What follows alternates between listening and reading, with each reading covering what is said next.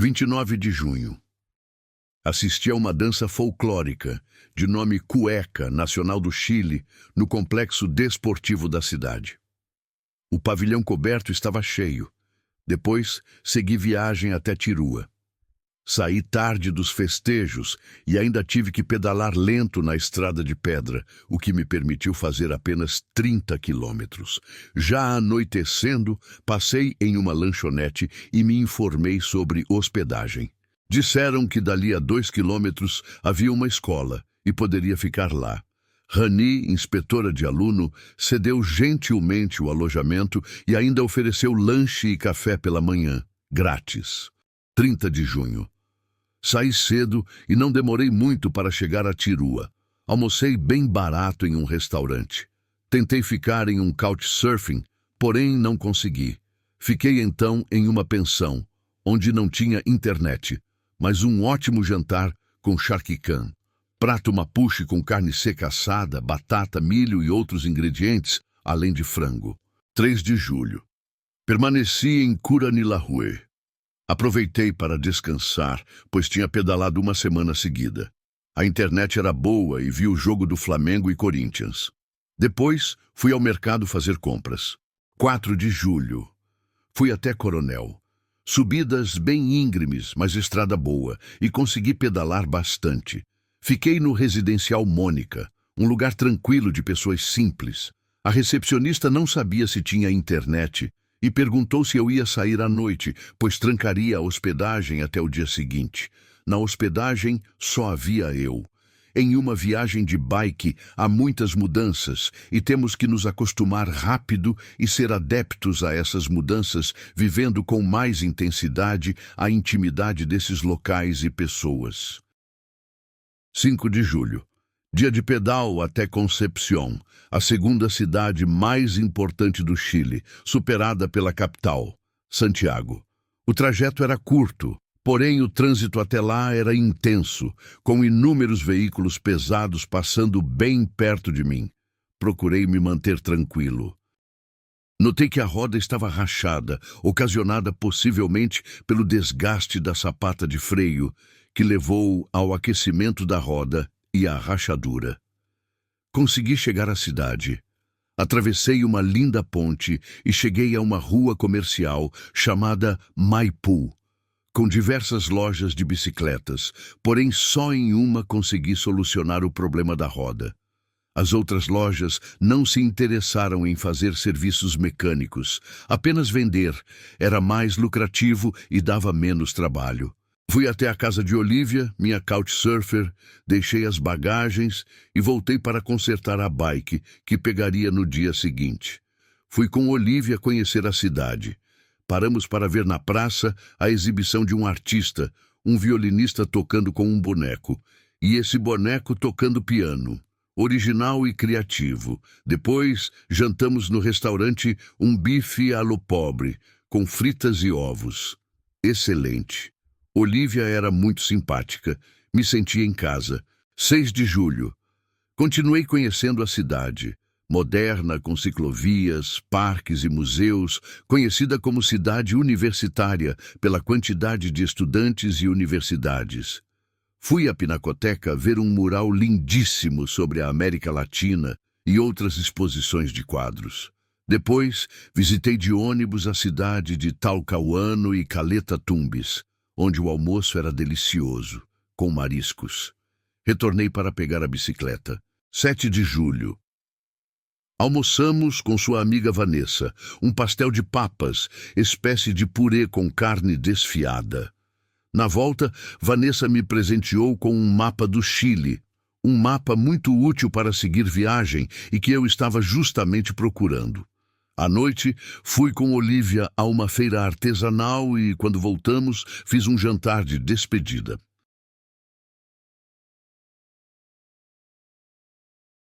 8 de julho. Pedalei até a cidade de Tomé com algumas subidas. Com a bike dobrável subir, era sempre mais difícil do que as bikes de roda maior, e com alforjes carregados, a dificuldade aumentava. Tinha que ter muita paciência em cada subida. Cheguei cedo à cidade, às 15 horas, e me deparei com uma praia com muitos leões marinhos relaxando em frente ao mar.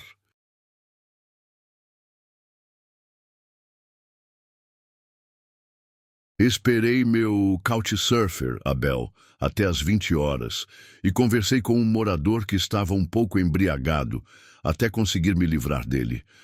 Meu couch apareceu e tivemos que subir uma ladeira bem íngreme. Dessa vez fui empurrando a bicicleta. Sua mãe, Luzumira, estava nos esperando com porotos com rienda, uma comida de macarrão com feijão. Ela era simpática e muito sorridente. De sobremesa, comi marmelada caseira.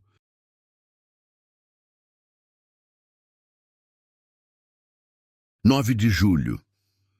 Visitamos a feira e fiz algumas compras antes de partir. Abel me acompanhou uns 3 quilômetros, pedalando em uma bike dobrável que possuía. Depois parti sozinho pela estrada de pedra, um trajeto duro e difícil até Vegas de Itata. Lá, procurei alojamento, mas não encontrei. Perguntei em um bar e eles sugeriram ir até a polícia. Fui lá, expliquei a situação. Como não tinha como dormir lá, eles me deram carona até a cidade próxima que havia uma hospedagem. Dobrei a bike, coloquei no camburão e fui sentado atrás, imaginando quantos presos haviam sentado lá. Pela tranquilidade da cidade, não acredito que muitos. Cheguei à cidade e encontrei uma hospedagem boa e barata. 10 de julho.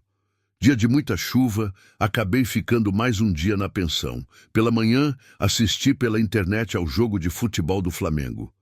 À tarde, assisti na TV Portugal ganhar, pela primeira vez, a Eurocopa. 11 de julho. Fui para Quirihue e cheguei cedo. Na hospedagem, que também era restaurante, almocei uma cazuela de frango.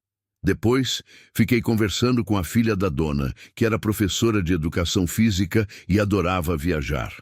À noite, assisti a 2 filmes bons na TV. 12 de julho. Cheguei a Cauquenes e fui muito bem recebido por Christian e família. Tinha uns 43 anos e uma filha de 20 anos que morava em Santiago e um filho de 15 anos. Como Christian já havia usado muito o couchsurfing em suas viagens, resolveu retribuir da melhor maneira. Reservou em sua casa um quarto só para os couchsurfers que recebia. Não deixava faltar nada. Ofereceu almoço, café da manhã e jantar de excelente qualidade.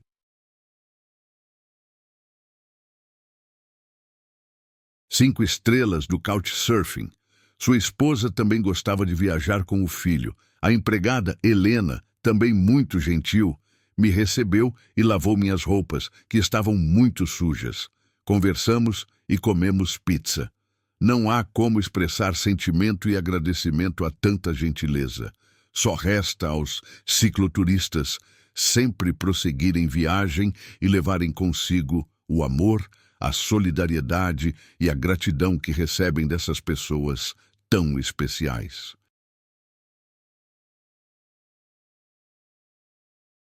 13 de julho. Christian viajou e fiquei na sua casa com seu filho, esposa e empregada. Almocei cazuela de carne e, à noite, comemos um once, lanche chileno que substitui a janta. Choveu muito e resolvi ficar mais um dia. 14 de julho. De novo, mais um delicioso café da manhã com cereais e frutas. Segui viagem para Chanco para ficar na casa de Karina, do Couchsurfing, sempre muito bem recebido.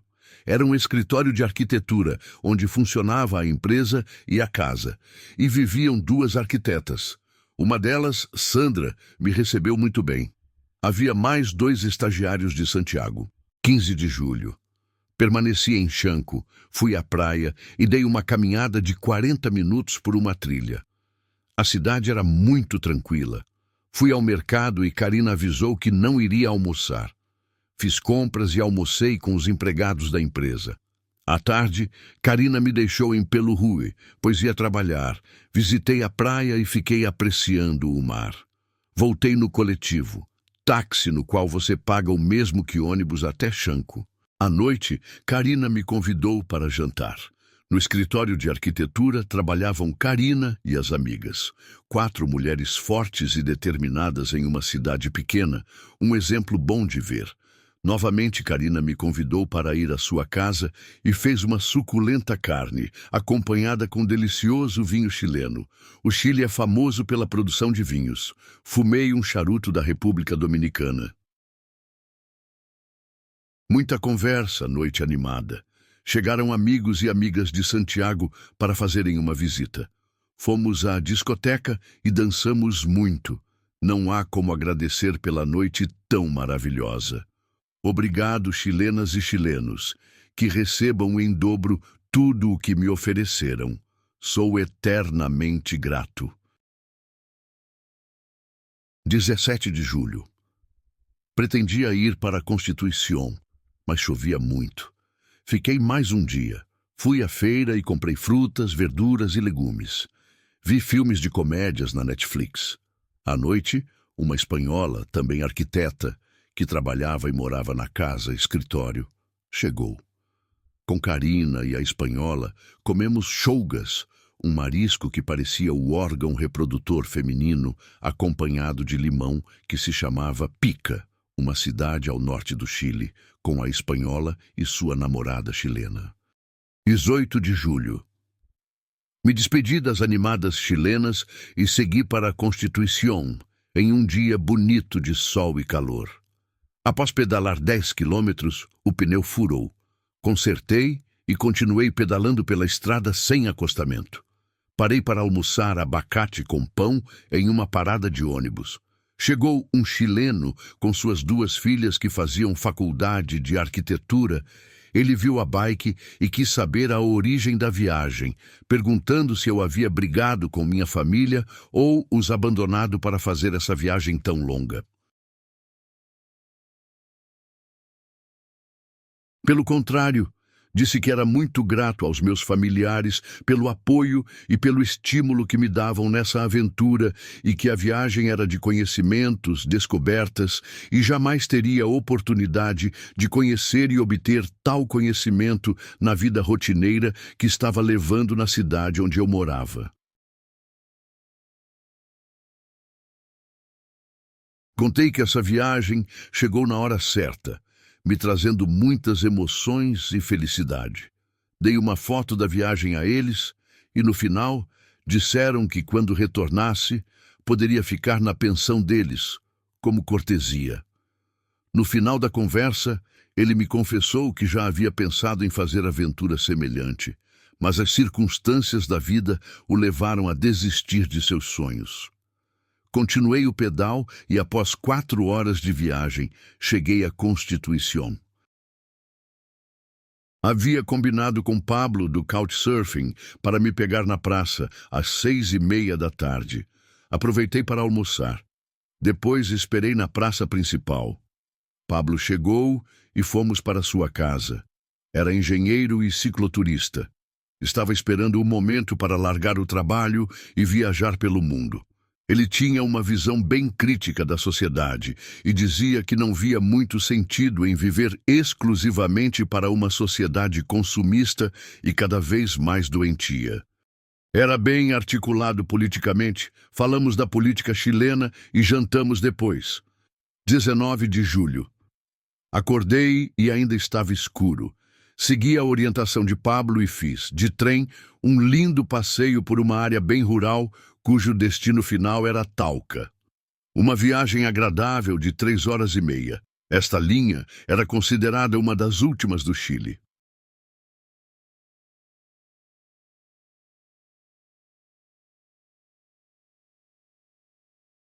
O governo do Chile manteve essa via férrea porque saía mais barato do que construir uma estrada.